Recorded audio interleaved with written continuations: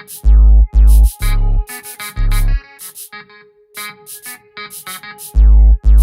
YouTube, welcome to another video.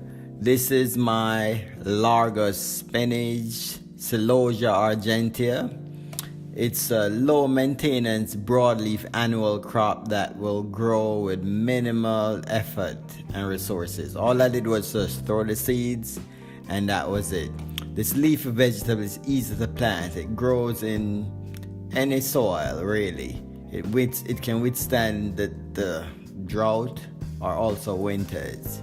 So this is my plant right here. I can't wait for it to harvest. I guess it will harvest from 8 weeks from the time I think I planted it.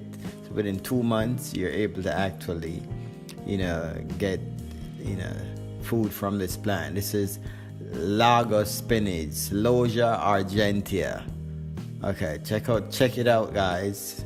It's high in protein. Okay, remember to subscribe to the channel, like, and thank you again.